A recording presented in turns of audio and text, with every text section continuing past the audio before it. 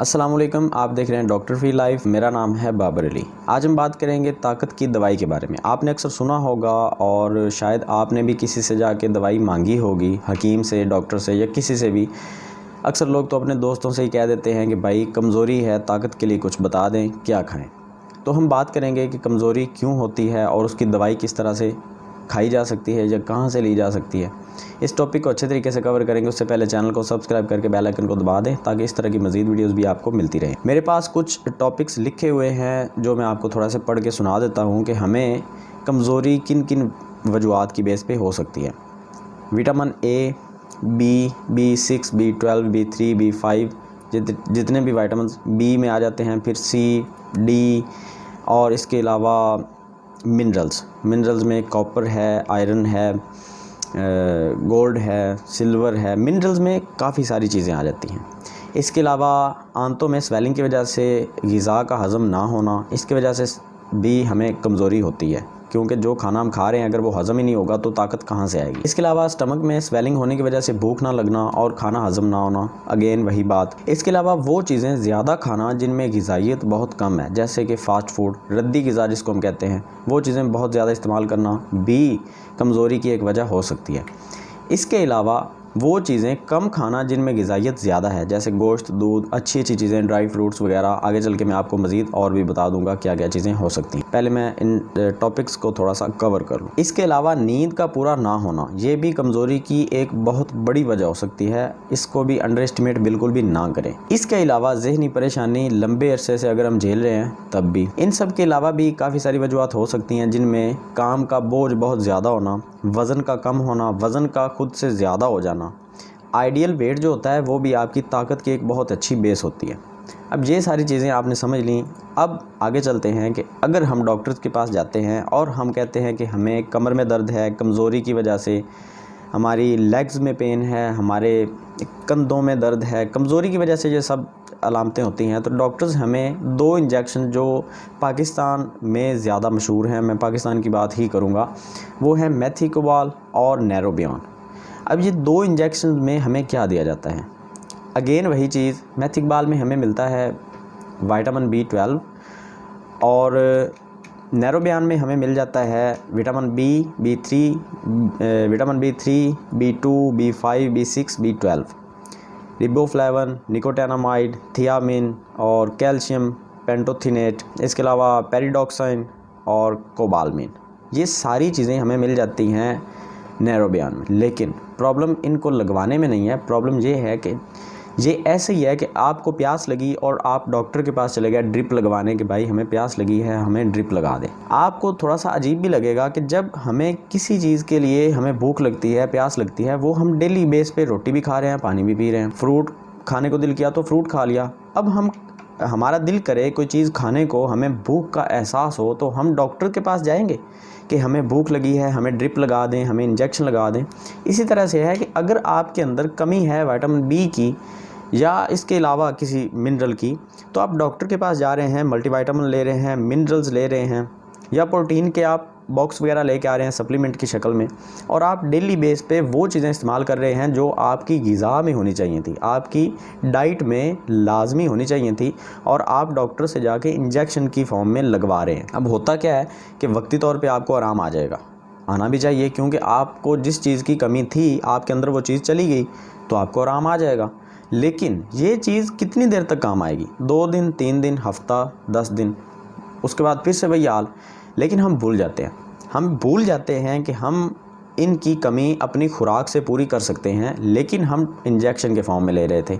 अब जब इनका असर ख़त्म होगा तो फिर से हम डॉक्टर के पास जाएंगे, डॉक्टर इंजेक्शन चेंज कर देगा, किसी और कंपनी का लगा देगा। ये मैंने आपको एक जस्ट फॉर एग्जांपल एक बात कर दी है कि मेथिकोबाल और नैरोबियन ये दोनों इंजेक्शन लगाए जाते हैं। इसके अलावा भी काफ़ी सारे इंजेक्शन हैं जिनमें विटामिन बी और विटामिन B12, 6 वगैरह, ये जितनी भी चीज़ें हैं जो मैंने आपको बता दी, ये अलग अलग फॉर्म में हमें दे दिए जाते हैं, इंजेक्शन में, टैबलेट में, सिरप में। और हम जब इनको कंज्यूम कर रहे होते हैं, खा रहे होते हैं ऐसी मेडिसिन को, तो बेसिकली हमारी वो ज़रूरत पूरी हो रही होती है जो लंबे अरसे से हमने इंटेक नहीं की होती। लेकिन जब हम ये मेडिसिन ख़त्म कर देंगे, इंजेक्शन का असर ख़त्म हो जाएगा, या हम सिरप ले रहे हैं तो वो ख़त्म हो जाएगा, उसके बाद फिर से हम वहीं पे खड़े होंगे और हमें वही एहसास फिर से होगा, वही पेन्स फिर से स्टार्ट हो जाएंगी और हम ज़ीरो के ज़ीरो ही खड़े होंगे। हमें बिल्कुल कोई रिजल्ट नहीं मिलने वाला जब तक हम इन चीज़ों को अपनी डाइट में ऐड नहीं करेंगे। अब मेरे पास और भी चीज़ें लिखी हुई हैं जिनके ज़रिए हम इन चीज़ों की कमी पूरी कर सकते हैं। सुन लें गौर से और समझ लें किन चीज़ों से कमी को पूरा किया जा सकता है, जिसमें हमें vitamins, protein, carbohydrate, healthy fats, ये सब कुछ मिल जाएगा एक प्रॉपर डाइट की शक्ल में। उसमें हमें ज़रूरी है कि हम हफ्ते में ये चीज़ें डेली के बेस पे नहीं तो एक दिन छोड़ के तो लाजमी इस्तेमाल करें। रूटीन आपने खुद बनानी है, मैं ज़्यादा आपको स्ट्रिक्टली फॉलो करने को बिल्कुल भी नहीं कहूँगा क्योंकि वो आपके लिए बहुत ज़्यादा मुश्किल हो जाएगा। इसमें शामिल हैं चिकन, मिल्क, खजूर, फ्रूट, अंजीर लाजमी, अंजीर बहुत लाजमी है। इसकी मैं आगे चल के आपको वजह भी बता देता हूँ। ड्राई फ्रूट हेल्दी फैट्स के लिए, मगज़ियात जो 4 मगज़ होते हैं वो भी लाजमी होने चाहिए। गंदम, अब यहाँ पे सब लोग कहेंगे कि भाई गंदम तो हम इस्तेमाल कर रहे हैं। आपको एक वहम है कि आप गंदम का इस्तेमाल कर रहे हैं, आप जस्ट कार्बोहाइड्रेट का इस्तेमाल कर रहे हैं जो आपको बाज़ार से गंदम की फॉर्म में मिल रहा है। कैसे? हम जो गंदम लेके आते हैं, जो हम अपने हाथ से जो गंदम की कटाई होती है वो फुल गंदम हम लेके जाते हैं, चक्की से आटा पिसवा के लाते हैं। उसमें फाइबर, विटामिन्स और प्रोटीन की जितनी थोड़ी सी मिकदार उसमें होती है वो सब अवेलेबल होती है, वो उससे निकाल नहीं दी जाती। जब हम आटे को मिल्स से रिफाइंड हो के लेके आते हैं, आटा हमें मिल्स से मिल रहा है, बाज़ार से मिल रहा है, जितना भी अच्छा होगा उसमें फ़ाइबर, प्रोटीन, कार्बोहाइड्रेट ये सब कुछ अपनी मर्ज़ी से बना के हमें पेश किया जाएगा। अब फ़ाइबर तो उससे बिल्कुल निकाल लिया जाता है आटे से, इसलिए वो जल्दी हज़म हो जाता है और आपको भूख का एहसास भी जल्दी होता है। और कुछ लोगों को कॉन्स्टिपेशन की प्रॉब्लम भी इसीलिए हो रही होती है कि उसमें कार्बोहाइड्रेट के अलावा कुछ भी नहीं होता। जो ज़रूरी चीज़ें होती हैं उनमें फ़ाइबर और विटामिन्स और मिनरल्स होते हैं। जो फ़ाइबर और विटामिन्स होते हैं ये मिल्स में डेफिनेटली निकाल लेते हैं। अगर आपको नहीं यकीन तो आप खुद किसी ऐसे बंदे से पूछ लें जो इस बारे में आपसे ज़्यादा जानता हो, या आप थोड़ा सा रिसर्च खुद कर लें। अब हम गंदम को भी पूरा इस्तेमाल करेंगे तभी हमें गंदम का इस्तेमाल करने का मज़ा आएगा और हमें उससे वो ताकत मिलेगी जो हम गंदम से हासिल कर सकते हैं। अब ये तो होगी क्लियर बात। अब इसके अलावा हम बात करेंगे कुछ ऐसी चीज़ों की जो हमारे अंदर से विटामिन्स और मिनरल्स को ख़त्म कर रही होती हैं। मतलब कि जो हम इनटेक करते हैं, हम खाते हैं कुछ ग़िज़ा के थ्रू, हम गोश्त खाते हैं, मछली खा लेते हैं, हम कुछ खजूरें भी खाते हैं, रमज़ान शरीफ का महीना चल रहा है तो इसके अलावा भी हम काफ़ी सारी अच्छी चीज़ें खा जाते हैं, लेकिन फिर भी हमें कुछ विटामिन्स की और मिनरल्स की कमी हो रही होती है। तो वो क्यों हो रही होती है? उसकी भी कुछ वजह है। कुछ चीज़ें हम ऐसी खा रहे होते हैं, कुछ चीज़ें हम ऐसी पी रहे होते हैं जिसकी वजह से हमारे अंदर विटामिन्स की और मिनरल्स की डेफिशिएंसी हो रही होती है। उन चीज़ों को भी सुन लें अच्छे तरीके से। सबसे पहले नंबर पर इंडिया, पाकिस्तान, बांग्लादेश और बाकी ममालिक में भी तकरीबन पहले नंबर पर आने वाली चीज़ है चाय, ब्लैक टी, जो हम दूध में भी इस्तेमाल करते हैं और पानी में भी इस्तेमाल करते हैं। ये इसका बहुत ही बड़ा और अहम किरदार है हमारी सेहत को तबाह करने में। वो कैसे? इससे हमारा पहले नंबर पे जो चीज़ ख़त्म होती है वो कैल्शियम, दूसरे नंबर पे विटामिन्स की ये तबाही है। आप ऐसा समझें कि आपने अपने अंदर वो चीज़ भेज दी है जो हमारे अंदर जाके हर चीज़ को ख़त्म करेगी, ऑलमोस्ट विटामिन्स को, मिनरल्स को और कैल्शियम को तो ख़ास करके। और क्यों ख़त्म करेगी उसकी वजह मैं आपको पहले कई वीडियोस में बता चुका हूँ कि इसका काम है, हम कैफ़ीन की जितनी डोज़ बढ़ाते जाएंगे हम उतना ही अपने आप को दबाते जाएंगे, उतना ही अपनी सेहत को ख़राब करते जाएंगे। अब दूसरे नंबर पे जो चीज़ आती है तकरीबन हमारे सभी ममालिक में, वो है कोल्ड ड्रिंक। कोल्ड ड्रिंक का इस्तेमाल आप खुद जानते हैं कि शुगर आर्टिफिशियल होती है, कलर्स आर्टिफिशियल होते हैं। उसके अलावा हम उसको इतना ज़्यादा ठंडा करके पी रहे होते हैं, जितना ठंडा हम पानी पी लें तो हमें बर्दाश्त नहीं होगा, लेकिन हम कोल्ड ड्रिंक पी रहे होते हैं। कोल्ड ड्रिंक में जो गैस इस्तेमाल की जाती है उसके नुकसान अलग से, शुगर आर्टिफिशियल होती है उसके नुकसान अलग से, और जो फ्लेवर होते हैं उसके अलग से, और जो कैफ़ीन उसमें डाली गई है उसके अलग से नुकसान होते हैं। तो पूरा एक पैकेज मिलता है हमें अपने आप को तबाह करने के लिए। इसका भी इस्तेमाल माशाल्लाह बहुत ज़्यादा किया जाता है, हमारे रमज़ान शरीफ में तो बहुत ही ज़्यादा होता है। अब इसके अलावा भी कुछ चीज़ें हैं, लेकिन वो बताने से पहले मैं आपको एक छोटी सी बात और बता दूं। कुछ लोग कमेंट सेक्शन में ये कह रहे होते हैं कि भाई ये सब कुछ छोड़ दें तो क्या खाएं। भाई ऐसी बात करके कुफराने नेमत ना किया करें। अल्लाह ताला ने हमें लाखों नेमतें दी हुई हैं। लाजमी नहीं है कि हमने कोल्ड ड्रिंक पीनी है या चाय पीनी है। हम कुछ ऐसे शरबत भी बना के पी सकते हैं जो हमें बहुत ज़्यादा मज़ेदार भी लगेंगे, उनके बहुत ज़्यादा फ़ायदे भी होंगे। और मेरा कोई फ़ायदा नहीं है अगर आप ये सारी की सारी चीज़ें छोड़ देते हैं, तभी मुझे कोई फ़ायदा नहीं है। अगर आप ये सारी की सारी चीज़ें खाना डबल कर देंगे तब भी मुझे मुझे कोई नुकसान नहीं है। मैं जो खाऊंगा, जो पीऊंगा, मुझे सिर्फ उसी का फ़ायदा होगा, उसी का ही नुकसान होगा। आपके खाने या ना खाने से मुझे कोई फ़र्क नहीं पड़ता, जस्ट आपकी इन्फॉर्मेशन के लिए बता रहा हूँ। आपने कहना मानना है तो मान लें, कमेंट सेक्शन में जो भी कहना है कह लें, लेकिन ये बातें अगर आप क्रॉस वेरीफाई करेंगे तो आपको पता चल जाएगा। अब जो इस सब के अलावा जो चीज़ें आती हैं वो है चावल। चावल बहुत अच्छी चीज़ है, उसमें ग़िज़ाइयत उसमें भरपूर है और हमें इस्तेमाल करने भी चाहिए, लेकिन किस तरह से इस्तेमाल करने चाहिए। चावल को हम सिर्फ़ और सिर्फ उबाल के इस्तेमाल करेंगे तो हमें चावल का फ़ायदा हासिल होगा। हमें उसमें कार्बोहाइड्रेट, विटामिन्स और उसमें प्रोटीन की थोड़ी सी मिकदार होती है, लेकिन होती है, वो हमें मिलेंगे।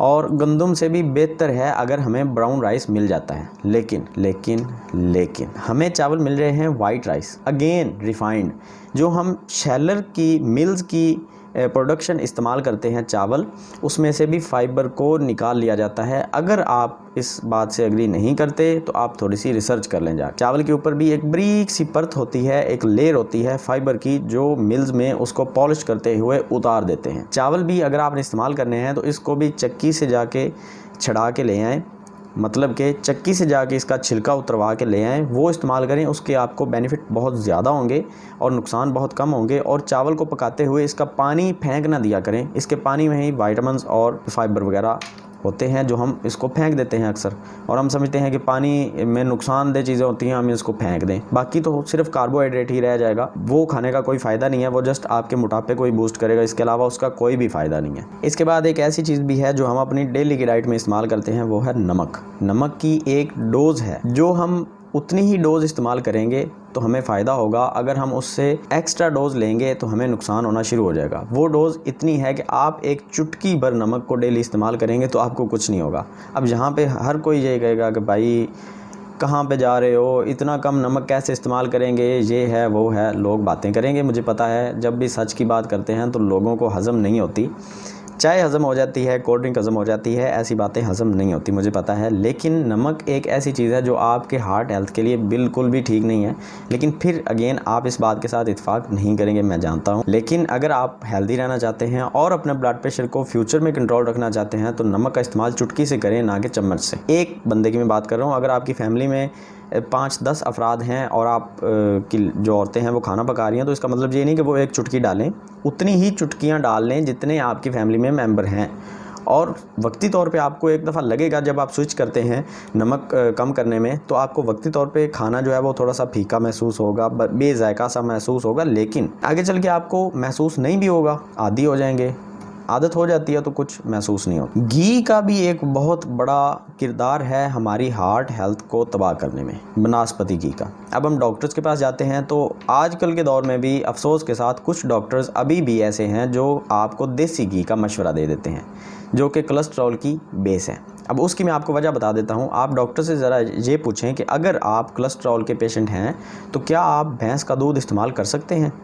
अगर नहीं तो उससे वजह पूछें। वो आपको फ़ौरन कहेंगे कि भाई उसमें मलाई होती है, जब आप उसको उबालते हैं उससे मलाई अलग कर लेते हैं तो फिर आप उसको इस्तेमाल कर सकते हैं।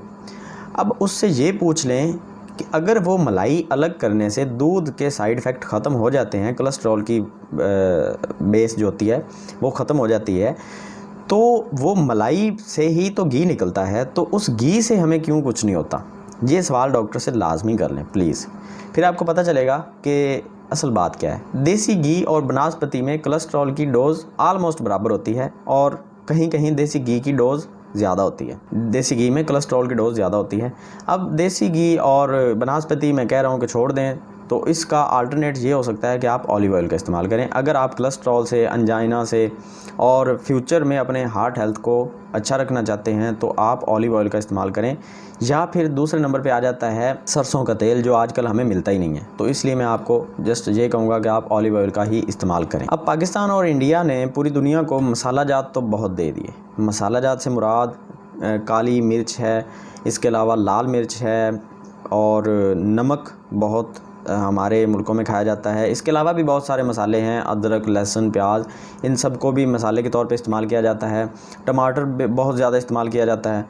ये चीज़ें आपकी हेल्थ के लिए गैर ज़रूरी नहीं हैं, ये चीज़ें ज़रूरी हैं, आप इनको यूज़ करें, लेकिन एक लिमिट होती है हर चीज़ की। जब भी आप लिमिट को क्रॉस करेंगे तब ही उसके साइड इफ़ेक्ट्स स्टार्ट होते हैं और मैं आपको हमेशा कहता हूँ कि कोई भी चीज़ आपने खानी है तो उसकी एक लिमिट रखें, अनलिमिटेड ना हो जाए किसी भी चीज़ के मामले में। जब आप अनलिमिटेड होंगे तो फिर आपको डेफिनेटली उसके नुकसान भी होंगे। ये मैंने आपको जितनी भी बातें बताई हैं, जितनी भी चीज़ें मैंने आपको बताई हैं, जो आप इस्तेमाल करें तो इनका फ़ायदा होगा। जो चीज़ें मैंने आपको बताई हैं कि आप छोड़ दें तो आप नुकसान से बच जाएंगे। ये सारी की सारी बातें आप क्रॉस वेरीफाई कर सकते हैं। अगर कोई बात मेरी रिसर्च से हट के है तो आप कमेंट सेक्शन में बता सकते हैं, लेकिन रिसर्च किए बिना प्लीज़ कमेंट सेक्शन में कुछ भी ऐसा ना कहा करें कि दिल आज़ारी हो मेरी, क्योंकि मैं रिसर्च करने के बाद ही आपके साथ ऐसी चीज़ें शेयर करता हूं। और काफ़ी दिन से लोग डाइट पूछ रहे थे। डाइट में आपको इसलिए प्लान नहीं देता क्योंकि हर किसी के लिए एक ही प्लान काम नहीं करता। ये जितनी भी चीज़ें मैंने आपको बताई हैं ये हर किसी के लिए इक्वल काम करेंगी, बिल्कुल। अगर कोई पतला है, कोई मोटा है, कोई नॉर्मल है, मेरी तरह सेहत है, तो बिल्कुल हर किसी के लिए बराबर काम करेंगी, किसी को नुकसान नहीं पहुंचाएंगी। ये जितनी चीज़ें मैंने आपको बताई हैं। और इसके अलावा मैं आखिर में आपको एक चीज़ और कह दूं कि अगर आप ये चीज़ें कर लेते हैं फॉलो, जो मैंने आपको बता दी हैं, आप इनको 80% ही फॉलो कर लेते हैं तो आप अपनी हेल्थ में नोट करेंगे कि आपको बेहतरी आती हुई मालूम होगी। तो उसके बाद प्लीज़ कमेंट सेक्शन में आके दोबारा से लाजमी डन का मुझे सिग्नल दे दें। मुझे पता चलेगा कि आप कुछ ना कुछ और आपको अच्छे रिज़ल्ट भी मिल रहे हैं। तो अगर आपको वीडियो अच्छी लगी है तो लाइक कर दें। अगर कोई सवाल या कोई सुझाव है तो वो आप कमेंट सेक्शन में बता सकते हैं। इंस्टाग्राम का लिंक डिस्क्रिप्शन में दिया हुआ है, कोई भी चीज़ आप मेरे साथ शेयर कर सकते हैं इंस्टाग्राम पे। और इसके अलावा चैनल को सब्सक्राइब किया बिना ना जाएँ, वीडियो को शेयर भी कर दिया करें, कभी कभी ये कसम भी तोड़ ही दें। तो आइंदा आने वाली वीडियो का लाजमी इंतज़ार कीजिएगा। मिलते हैं नेक्स्ट वीडियो में। अल्लाह हाफ़िज़।